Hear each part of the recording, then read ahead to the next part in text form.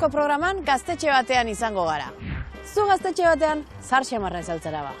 Zahar xamarra gaztetxetan ibiltzeko agian bai. Baina gaurkoan gaztetxeak bertxotan ekimenari buruz hitz egingo dugu. Gaztetxeak bertxotan gaztetxerik geratzea alda ba. Lau kanporaketa eta bi finalerdi gaztetxetan egin dituzte eta finala ere gaztetxe batean izango da. Bale, eta finala non da ba. Ba oraindik ez dute esan, baina ekimenari buruz hitz egiteko elkarrizketatuko ditugu Aroa Arrizubieta eta Ander Sarriugarte antolatzaileak. Gaurkoan, bi bertsio jaialdi eskainiko dizkizuegu, batetik Biriatuko ikastolaren aldekoa eta bestetik Bergarako erramu zapatu bezperako jaialdia. Ongi etorri gaztetxeak bertxotanen hitzetik hortzerara. Euskara nahi genduken aina ez duari, ona bertso saio bat aro beztuari, indarra emateko jende prestuari, ta atxa izkuntzaren arnaz estuari.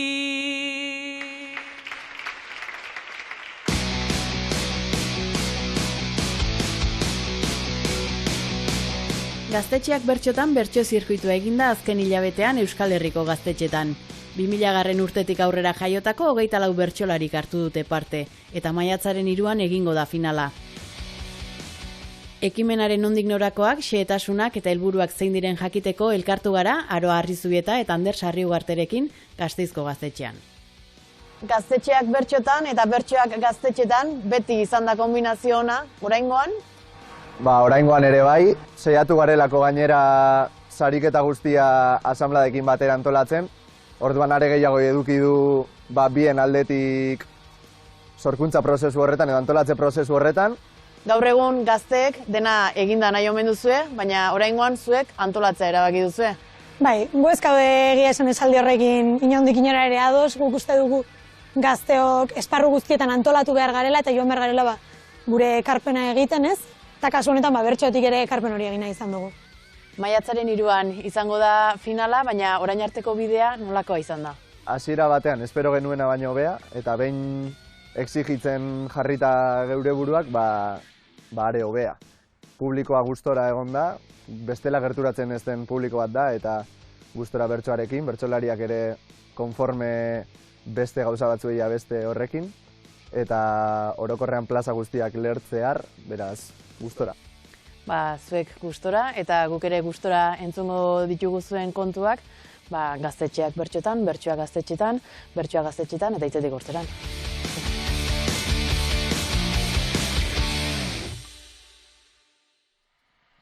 Pablo Nerudaren esaldi batek euskarara gutxi gorabehera itzulita hala dio. Lore guztiak moztuko dituzten arren, udaberriak ezingo dio loratzeari utzi. Bostontzako gaia da. Horixe galdetu nahiko nizuekenik. Munduaren dekadentzi hontan, non aurkitzen dituzuen alderdi positiboak. Dena ilun dagoen garaietan, zeintzuk diren zuentzako maila pertsonalean nola globalean argi izpiak. Argi izpirik badago. Argiak ilunean. Ailurrak badu nunai zauria, odolixuri naiz benda, ta ean nundik bila liteken, itxaropenaren xenda. Banerudaren esaldi hori, hartzea nahi dut gomenda, zeren lorea moztu ezkero, indar gehiago sortzen da.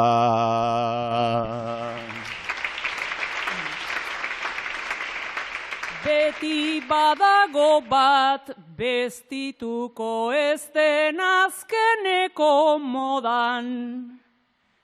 Bere dirua jartzen duena ikaskolin herri goran. Beti badago mugimendu bat gure egintzaren zolan. Eguzki egun bat neguan eta ume bat bertso eskolan.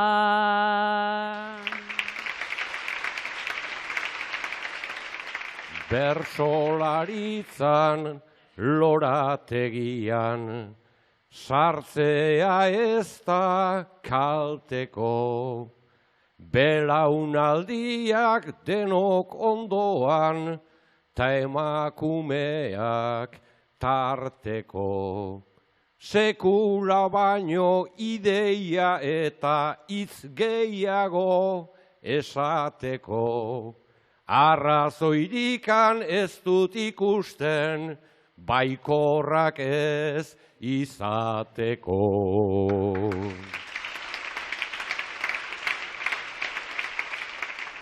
Grina aldatzeko, zein onartzeko, ezin litekena alda.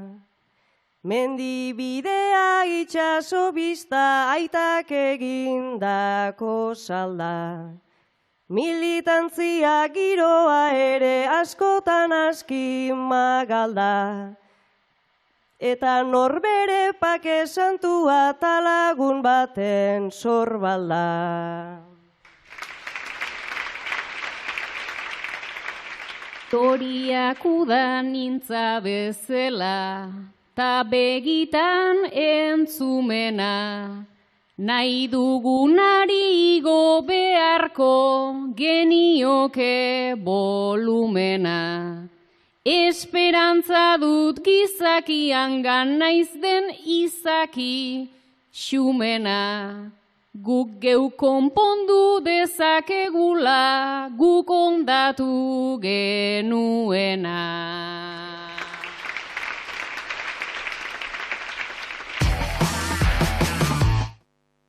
Umetan, bixoi eskutaketan jolastia gustatzen jatzuen.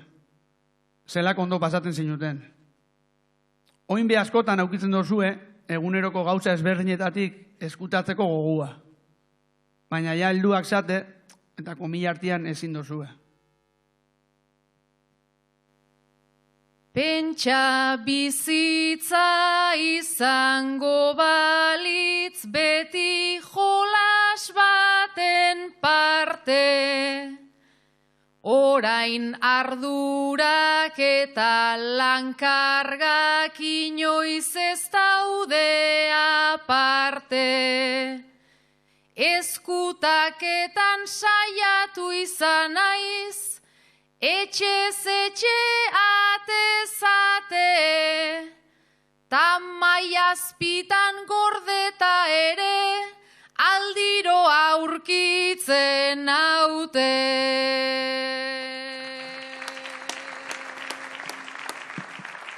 Laua markada bete gabeta ustez gaztea oraindik. Baina bizitzak alduenero ez tenkada bat eman dit. Ikaratxo bat datorre mendik, ta kontraesan bat handik. Batzutan gorde egin nahi nuke nere buruaren gandik.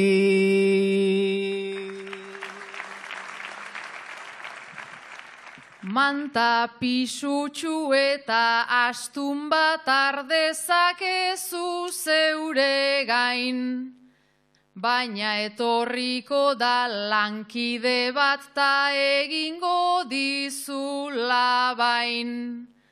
Bertso eskolan hasi ginen behin, estraeskolar bat ordain. Jolas itxura zeukan hasieran ta beitu nun gauden orai. Sarri poste naiz bertxotan nola hasi ginen oroitzean. Tani gizona naiz egunero, matxista ere bai noizean. Penatu hoi naiz bilera baten joko arauak loitzean. Nere ahotsa besten gainetik altxatzen den bakoitzean.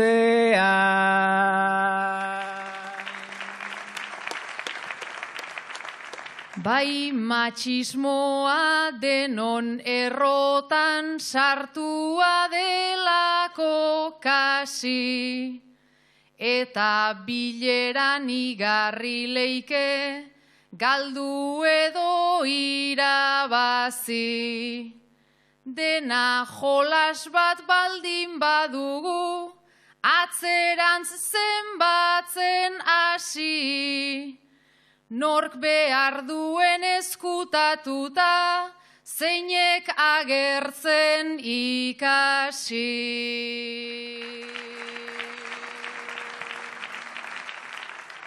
Guk teoria ondo dakigu, baina praktikan erori. Alaren nahiko ondo joaten da saio txiki bat edo bi. Bertsolaritza nolakoa den biok baitakigu ongi. Maiz agerien geratzen zaigu gorde nahi genuken hori.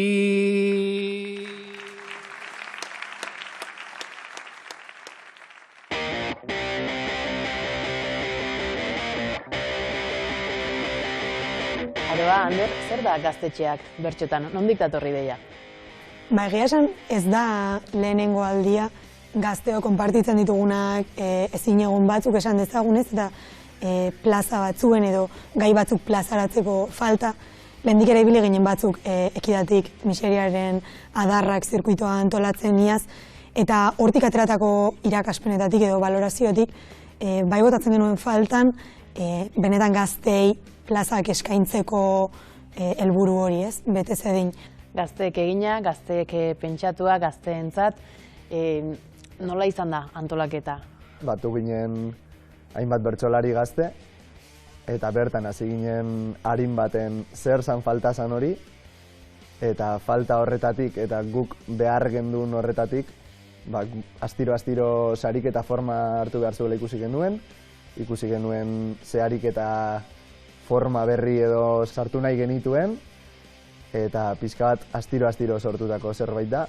Hortik gero etorri zen asanbladekin hitz egitea, asanbladetatik ondo ikusi zen, eta pixkanaka martxa hartu ala egin dugun zerbait da. Argi geneukan 8 gazte gabiltza momentu honetan abantolatzen esango nuke, horien artean ez bertsolariak bakarrik, gai jartzen ere badabiltzan batzuk, eta argi geneukan ez zela izango guk bakarrik edo guretzat bakarrik antolatuko genuen zerbait. Argi geneukan guk nahi genuen azela aliketa gazte gehienen gana heldu ez, hasieratik argi geneukan zen guk bakarrik uste badugu hau egin behar dela, ez da egin behar. Orain arte gako desberdinak aipatu dituzue, baina ze helburu zen ituzten hasieran eta ze helburu dituzue hemendik aurrera ere?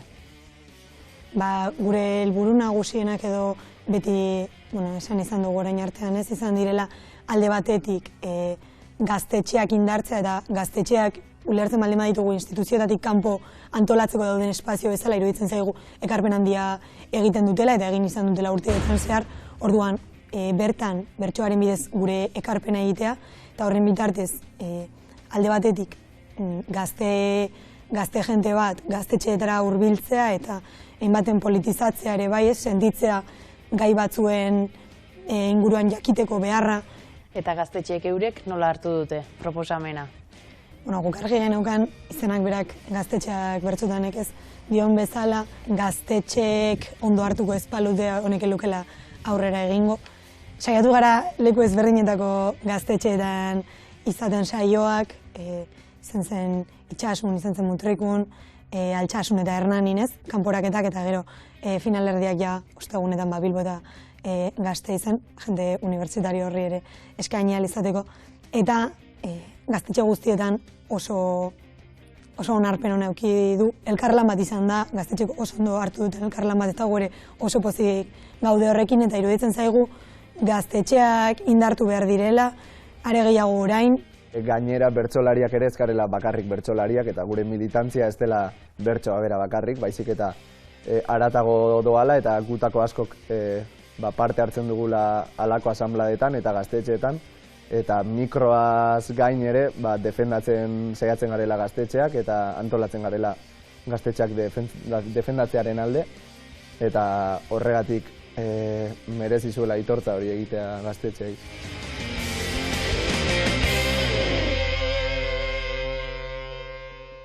Palestinako egoera latzadan honetan, gero Errusia, Ukraina, Estatu Batuak, 3. mundu gerra bat datorrela igual, uste dozu 2025 urtean normala dela hau?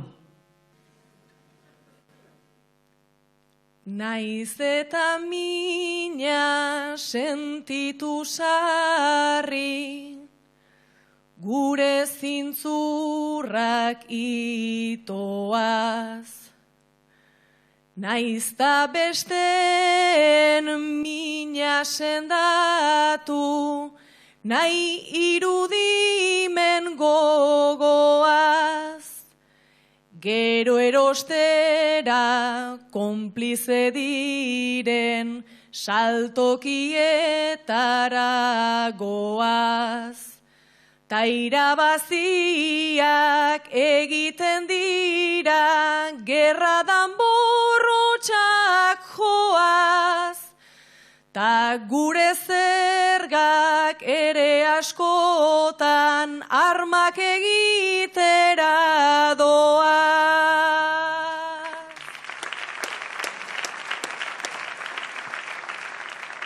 Ta kezka dugu infernu sainau, den mundu gerrako ate.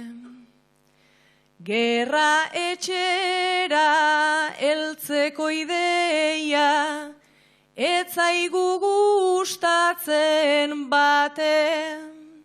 Militartzean deitu ezkero, ara joango alginake. Eldu aurretik, eldu zaienez, guk pentsatu genezake. Gerra gabea izan den hori, norentzat izan den bake.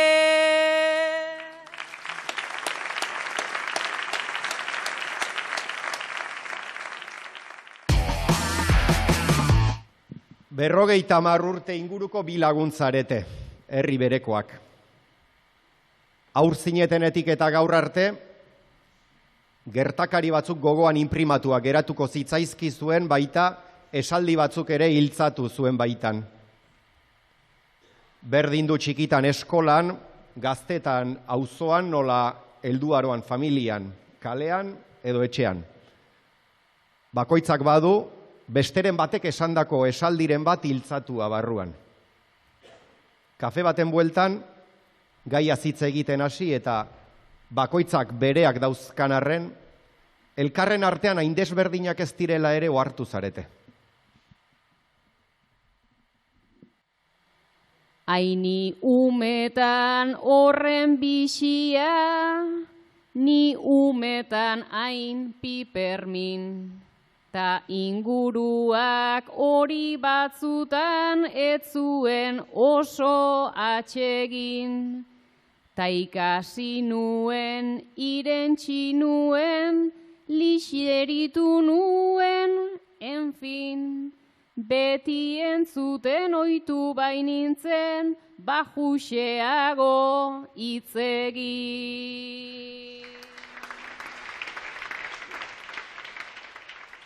Banik txikitan izango nuen zukadina errespetu.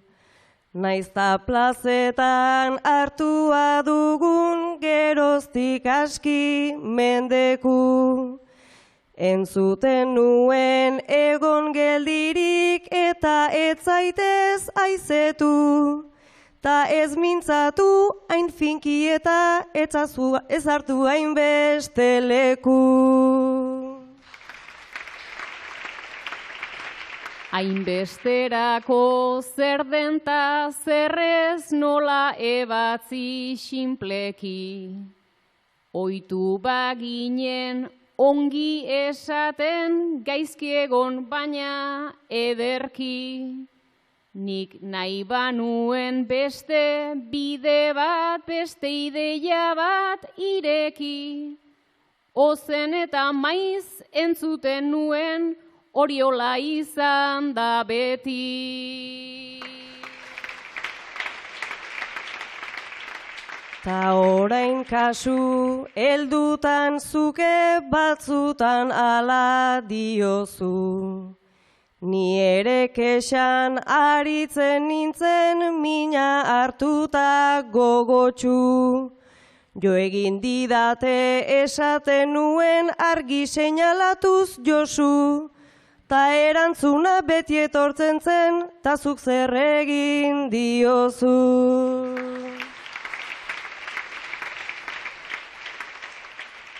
Eta horrela joaten ziren galde ikurrak marrazten. Sorbalda hauen gaineko karga gero zaila zen eranzten.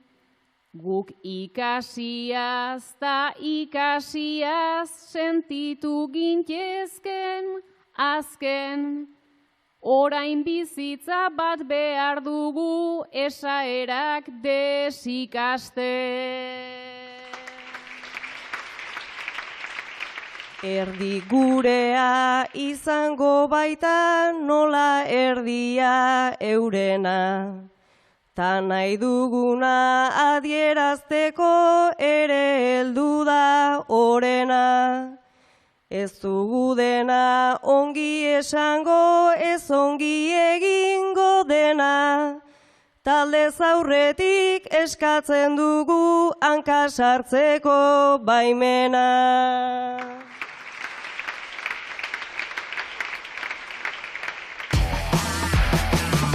Zuek aretoko soinu teknikariak zate. Azto zuan lan pila bat aukio zue, bihar goizean be azokako soinuan ardura zuena da, ez gatu ebertua gustatzen, eta gabeko amabisak eta ondio hemen. Eta Jon Maia segidilla kantaten hasi da gainera.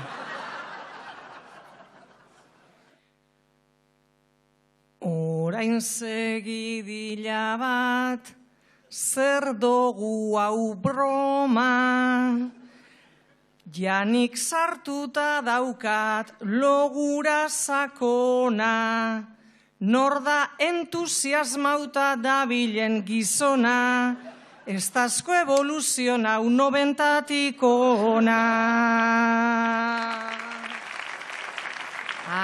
Aztenolako plana ipini diguten, bertsolarien gau hau zaila da eruten. 2 metroko tipori ja ez duten zuten, hasiko ote gara denak jartzen muten. Ezke gainera deukez nahiko ahots txarrak, ta dira denetatik dakien bakarrak, oraintxe matxismoa, oraintxe gabarrak, irudituten jataz pedante samarrak.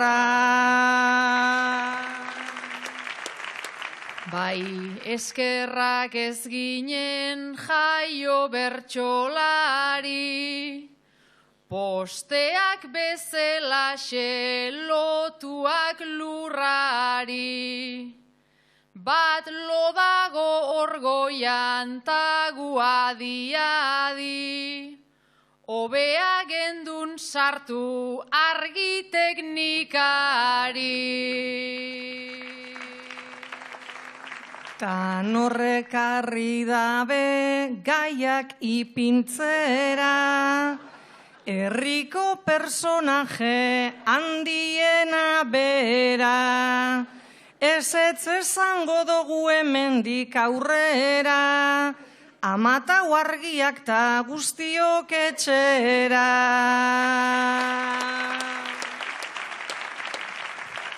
Nork aginduko zigun gaur kontu auguri, bai gai jartzaile hori dago nahiko urduri, taburete batean ta papelak zuri, epaitegi bateko fiskala dirudi.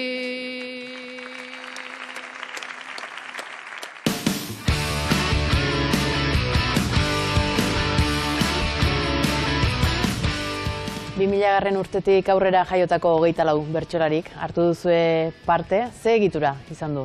Txapelketak edo ekimenak? Ba, izan dira lau final laurden edo kanporaketa edo, aroak esan duen bezala, eta gero bi final erdiko, eta orain falta da finala jokatzea. Egitura aldetik, saiatu gara berrizten edo formaz behintzat, ofizioak eta edukitzeaz gain bakarkako ariketa hori ere saiatu gara ematen beste buelta bat edo, ez dakit, formaz berritzailea esatea asko da gian, baina bai esperimentala izan da behintzat.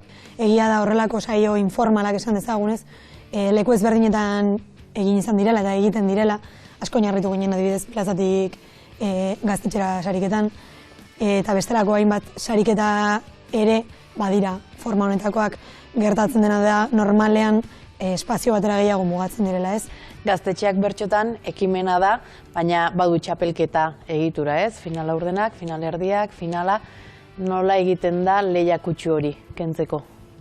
Ba, egia esan saiatu gara lehia kutsu hori kentzen, nik esango nuke bi zentzutan edo alde batetik giroak berak uste dugu kentzen diola lehia kutsu hori, binakakoa izateak eta helburua ez izateak aurrera egitea bakarrik, edo ez behintzat helburu nagusia, baizik saio polit bat egitea, horren parte izatea, ez eta nik uste jendeak bere sentitzen duenean horrelako txapelketa bat kentzen saiola lehia. Pikea egon badago eta ez dut uste hori txarra denik ere, baina lehia ez da nik zura aurretik egon nahi dut hori ez.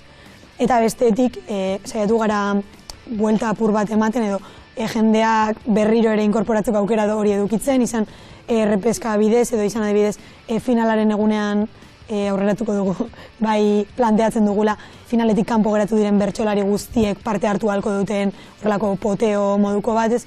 Apur bat ez da din izan zure saioa eta listo, baizik zu honen parte zara eta momentu saio bat gehiago edo gutxiago izan honen parte izatea jarraituko duzu.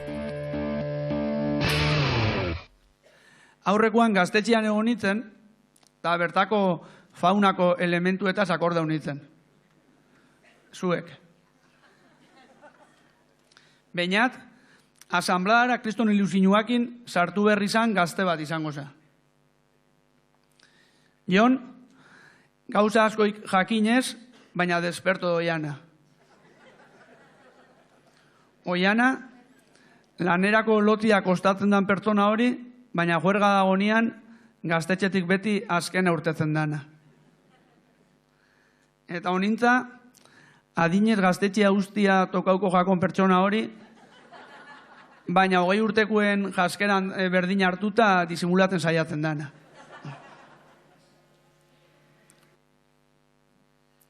Beñat bihar kontzertua deguta antolatzeko adi, onintzak historia darama eta Jon soinu teknikari. Bihar kontzertu txiki bat dago ta bat izateaz damu. Etzi beste bat egin dezagun ta beste bat etzi damu. Bihar zetaldek jo behar dauan nik berez astuta daukat, baina modako taldea bada igual gustau egingo ja.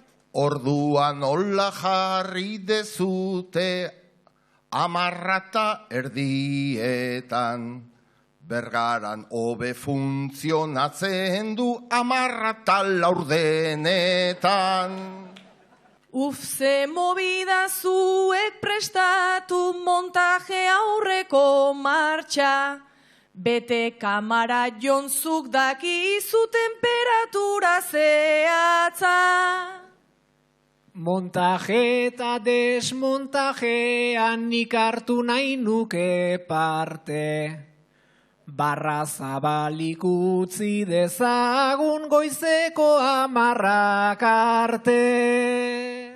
Tani joango naiz gaba guztian garagardoak hartzera. Martinzak barriro dagoz modan nire urtea hause da. Nik urte asko daramate menta ontaz pixkat badakit. Antzuolatarrei diru eskatu tragoatara aurretik. Akabo beraz justu ezin dut etorri jarri ezkero, ta iritsiko naiz jalarri-larri musika hasita gero. Ta ernai eta jeka eserekin azer nolako ez dena. Bergaran zerbait sortu dezagun danak biltzen dituena. Aber Fermin muguruzak egin, behar dau mundu biratzarra, hemenienaz beti gaztea sentiduten dan bakarra. Fermin ja hemen da animali mitologiko antzeko. Deitu beharko da bihar azokan gaztazar batzu saltzeko.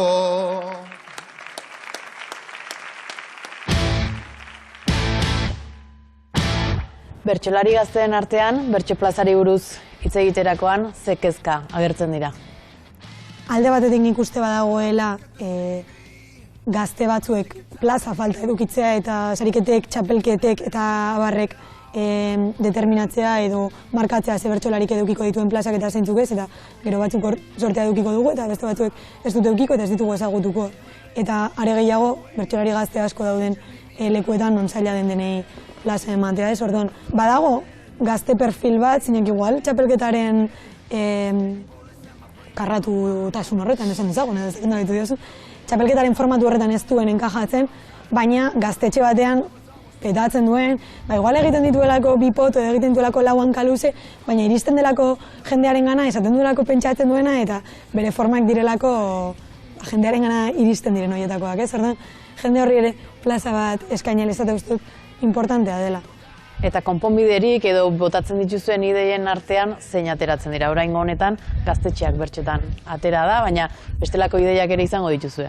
Ezin dugu katu dakargun ezin egon eta dakargun gauzak aldatzeko gogoa hortik ere badatorrela, ez? Sinisten dugula mundu berri bat posible dela eta horretan dihardugula lanean. Orduan bertxotik ere horren aldeko apustua egin nahi dugu edo bertxotara ere hori eraman nahi dugu.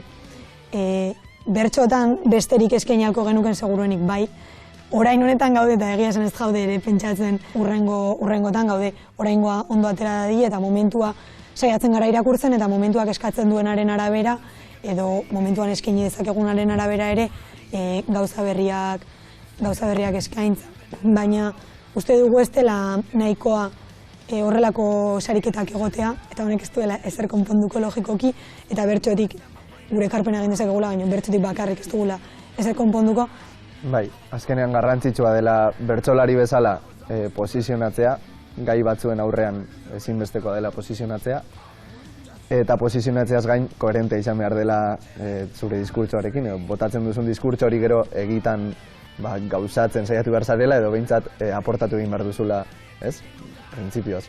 Nik uste hemen ez dela bukatzen ezer, noski, eta sariketei eta dagokienez, badela terreno berri bat zabaltzen saiatu garena eta funtzionatu duena, gaztetxeen mugimendua badabilela loraldi bat ere edukitzen, eta bien bide hortatik ere badela aitzakia ona, aurten horrela joan izana, datozen urteetan eta ez diot formatu beran izan behar denik, baina hauekin dartzeko eta bar.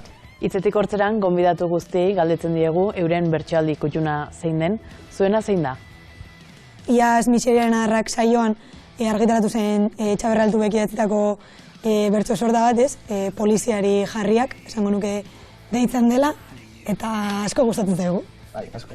Eta aprobetxatu nahiko nuke hori, esateko hori ere badela gure zinegonetako bat, plazaratzea bertso jarri gehiago, hartzea ohitura hori berra hartzea, eta badelako kanal oso on bat, gaur egun gure kasuan nahi ez gazteon problematikari erantzuteko. Ongiru ditzen bat zaizue, entzun egingo ditugu.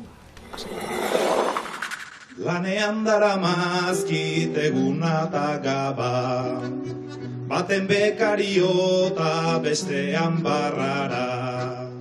Astelen goitzez azten da nire jornada, igandean bukatu bukatzea bada. Astean niretzako ez dut egunik da, ez ote nuke hobe sartzea munipa. Astean niretzako ez dut egunik da, ez ote nuke hobe sartzea munipa. Urrikigarria da nere izaera, garaiari bentajan nahi diotatera. Larun batero lasai eirten edatera, herrikoan bat hartu ta beste batera. Ja ez dut juzkatuko nauen lagunik ta, ez aldut ondo egingo sartzea munipa. Ja ez dut juzkatuko nauen lagunik ta, ez aldut ondo egingo sartzea munipa. Azkenian, ETV hobetzeko, Isla de las Tentaciones moduko bat euskaraz itxia pentsau dugu. Badakizu Isla de las Tentaciones da Telecincoko programa hori. Eta, klaro, kanpoti biratu da errez esaten da. Espainol horrek lotzai bestauke, andaluzak odol berua, beti berdina pentsatzen, baina audientzia geixen Euskal Herrixan. Baina kopia bat eitxiak, lotzia ematen zotzen, eta horran pentsau dabe bertsolarixekin itxia. Horan kultura besartzen da erditxik, eta pizka disimulago hau gelditzen da. Eta zuek, bost bertsolari soltero eta soltera, aukeratu zaituztete. Antzarete traje bainoan.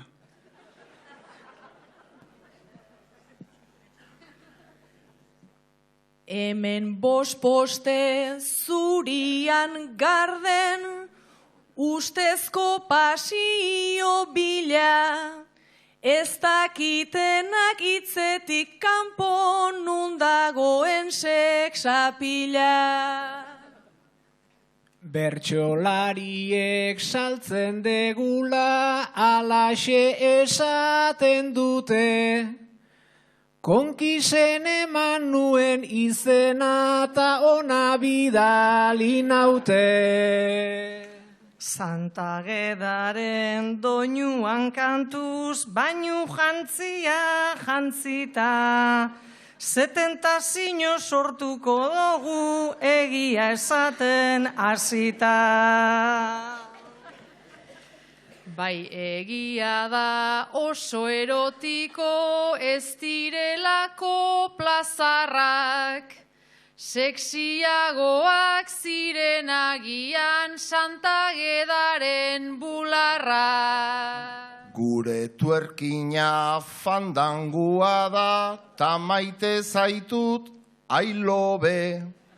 Ez gara kapaz saludatzeko bi musu ematekore.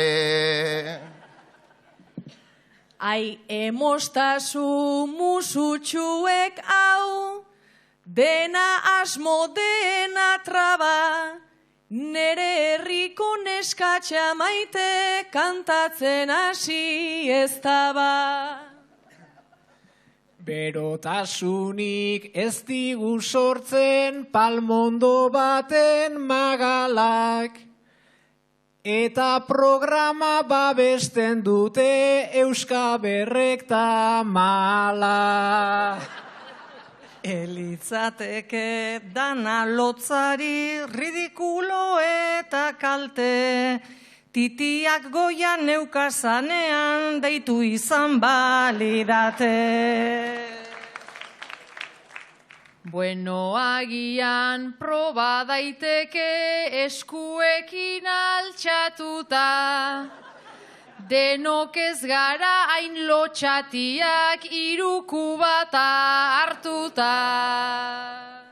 Marmitako bat jarri digute, ta uraren irakina, momentu hortan sentitu dugu tentaziorik haundina. Aikaribean daude aiek ta Santa Claran guze gaizki, hango kalatik datorren hori ez alda hola sagasti. Tentaziota kontu horiek ez ditut oso gustuko, palmondo bati helduko diot eta enaiz mugituko. Gure garaiko erreferente handiena izanazu, izotza urtu daiten edo jon morreo bat emaidazu. Beraz oeko eszenaren bat orain beharko da irten, izarapean plantak eginez eskuez ola egiten. Aber, onintza, ezken ni pixkat nahiko pasatuta nago. Hemen titiak ez dauzka inork nik baino eroriago.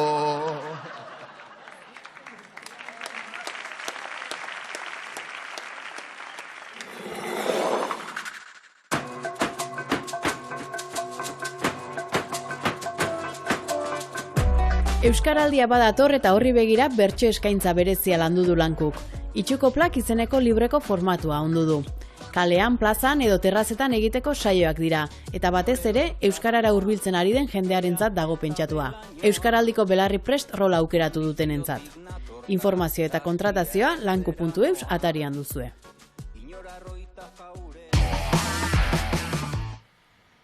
Santiagoko Zubia izeneko ospitalean gela bereko ohe banatan elkartu dira. Hilabete bat bertan daraman Maialen, herria, eta ordu batzuk besterik ez daramatzan Alaia hizkuntza. Maialen herria, Alaia hizkuntza, Santiagoko Zubia ospitalean, logela berdinean. Oraintxe sartu da Miren Euskaraldia medikua gelara.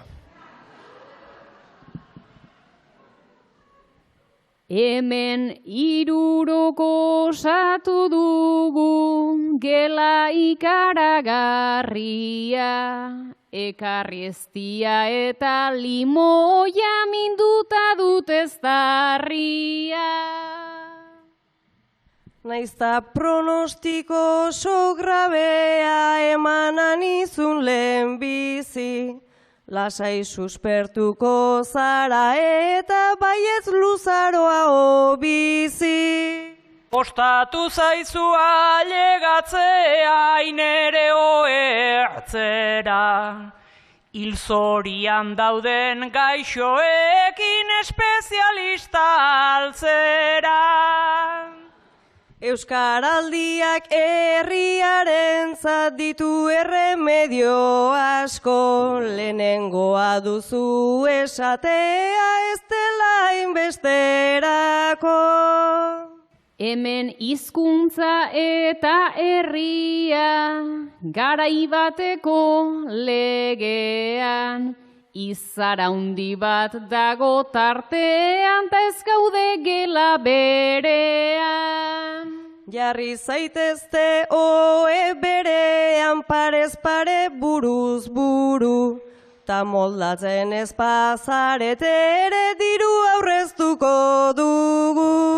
Botila hori oxigenoa ez da, pozoina edo alkola. Zain batetik frantsesa daukat da bestetikan espainola.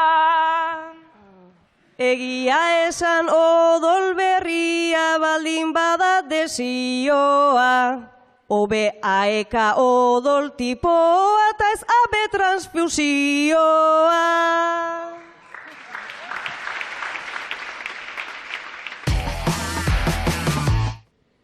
Zuen urrezko eztei eguna da. Etzen uten ospatzeko asmorik baina, seme alabek antolatu dute eta azaldu behar. Ta antolatu badute antolatu, izugarrizko banketea. Noski biak pertsona ezagunak izanta, esfera guztitako jendea etorri da. Kulturarloko jende ezaguna, kirolariak, gaur egungo politikariak, aspaldikoak, familia, noski, eta baita mundu mailako izarren bat ere. Kontua da erran bezala. Ospakizunetarako gogorik etzen eukatela baina, aperitifan ardo xuria freskoa, bazkaritan beltza goxoa, eta txampainaren txinpartari nork erran ezetz. Horrek andoni zuri, isilik egoteko ezintasun handia eragin dizu. Eta horrez gain, denak eta dena zoragarria iruditzen zaizu. Zuri miren aldiz, ezin egona areagotu besterik ez dizu egin. Ez duzu inor soportatzen. Eta hitz egiten alduzun aldi oro, kasu. Hauxe une aproposa bihotzean azepoza, joandan aspaldi batean, miren ta bion artean, sortu zen zera hori, oraindik dabil ongi, gu ezkondu ginen lezon, bueno, astu zeit itxaron, lezon edo itziarren edadeak zer dakarren, ez dut gogoan baina, gaurkoa ala jainea, gauza ederra izan da, egia garbi esan da, getariko txakolina guztien zan nahi adina, gero langostinoak, janta ez darrian kloak, igual bai zeuden pasata, baina etzen ezer falta, oliba nork ez du ikusi bere ezur eta guzi. Nere senar berritxu honen itzen truke, horrela pasa ditut 50 urte. Eta gainera Andrea bat eta txarik gabea, nerekin dago gustora, ta neretzako asko da, beti esaten dit rau, honek nunbait maiten hau, ta ulertu liteke, kendu dut hainbat neke, etxeko lanak eginda, horra tarta, horra ginda, eta konbidatu jende horretxekin nago menpe. Etxeko lanen kontu hori gezurra da, ata ondarribian ezkonduak gara. Bueno da nere arkupe, klaro zala Guadalupe, nik ere neukan goguan nola elkarren onduan aspaldi edo aintzinean gu gustora egon ginean, begira nor dagon, kaixo Trump jauna gabon, nik merezi nuen gizan, horrelakorik bizitzan, hauxe da ilusioa, Amerikar sozioa, urbildu zaigu gugana, bihotzez egin dudana. Alkola bihurtu da jadanik arazo, Trumpekin hasi du Sebastian Lizaso.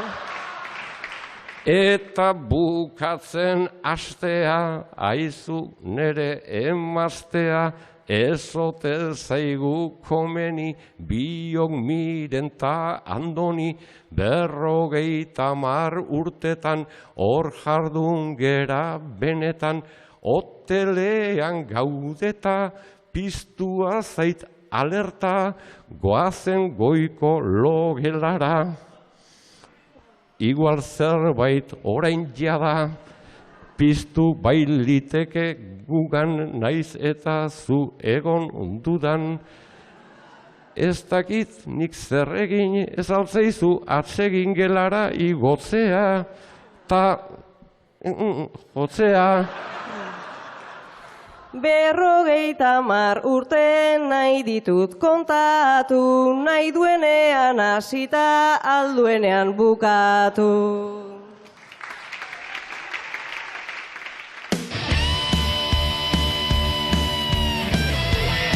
Maiatzaren 3 izango da, Gaztetxeak bertsotaneko finala, ez duzu aurreratu non izango den, baina nolako giroa gustatuko litzaizueke sortzea edo nolako espero duzu izatea? Oraindik ez dugu aurreratu non izango den eta luzatuko dugu apur batez, nahiko genuke jendea egon dadin sari sozialetara eta bertan berri gehiago aterako ditugu, baina nahiko genuke, prestatzen ari gara mimoz final polit bat, final egun polit bat, orduan nahi dugu izatea bertso munduko gazteon egun bat, divertigarria eta ekarpen politiko bat ere egingo diona mundu guztia. Gazteen festa bat izan da hila, eta bertsoaren festa bat ere bai, orain arte zirkuituan entzuten egon den jende guztia nahi dugu gonbidatu eta bertaratu dadila, eta ez dakigu egia esan zer aterako den, da pixka bat inkognita. Bueno, inkognita guztia, nun den ere ez dugulako esan, ordan misterioso jarri gara horrekin, eta ikusiko da zer ditetzen den, baina printzipioz itxura ederra dauka. Bestelako plaza molderik, bestelako zirkuitorik pentsatu duzue? Egia esan taldea honetarako sortu genuen, hortaz oraingo honetara mugatuko da, gerora begira ikusiko da, eta gero beste alde batzuetatik, ez edo gu adibidez ekidatik bagabiltza bestelako gauza batzuk planteatzen orain bertso jarrien sekzio bat edo argitaratu dugu, eta hortik ere bagabiltza beste ekarpen bat egiten, baina guri dagokigunez eta talde honi dagokionez, printzipioz eta oraingoz hemen geratuko da. Bai. Baina ongi etorri izango da noski ideia oro eta asmo oro hau bultzatzen jarraitzeko eta asanbladek ere edukiko dute zer esana horretan eta hori taldea zabaldu ere egin nahiko genuke gazteagoekin eta oraindik goiz da esateko zer izango den etorkizunean hau, ez? Etorkizunean guk ere adi jarraituko ditugu zuen bertso plazak, Aroa eta Ander, eskerrik asko eta laster arte. Holtzan ala bizitzan, ze humoretan, gabiltzan bederen bertsolaritzan. Beti argi bat ikusten dugu, herrimen txinpartan, printzan, Bergara gaur arte gizan seminaixuan, elizan bertsoen uarte izan.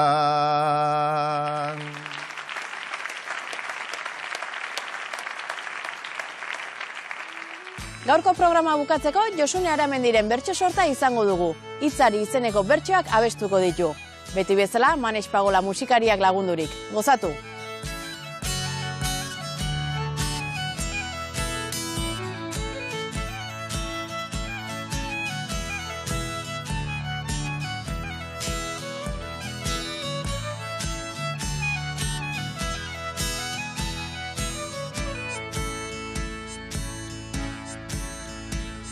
Bat mantendu daiteke, adi ezain adi, esan nahi bere gain bat dakarren formari, norberak esanari, arki gorriari, izan sermoi luzea, izan bat alabi, zuk ze pixu ematen diozu hitzari, zuk ze pixu ematen diozu hitzari. Itza gurutze graman nahi duen sisteman, ez gaitezen itxutu behin hasitateman, izan plazan etxean bertxotan zineman. Nork erabakitzen du, ladies and gentlemen, itzan hori kenduta, itzan hori eman, itzan hori kenduta, itzan hori eman.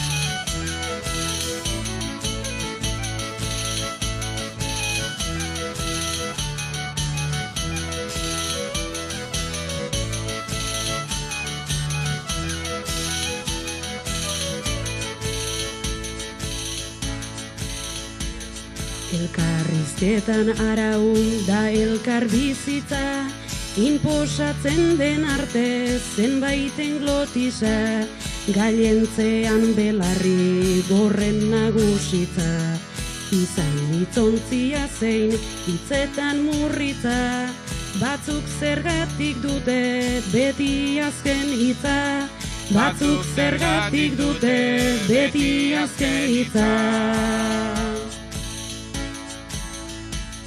Irainitzak jasota, arian, hitza eman zenuen urrengo aldian, erantzun egingo dut altxatu agian, baina gozabak hitza hartuta abian, zer dela ta isildu zara bazkarian, zer dela ta isildu zara bazkarian.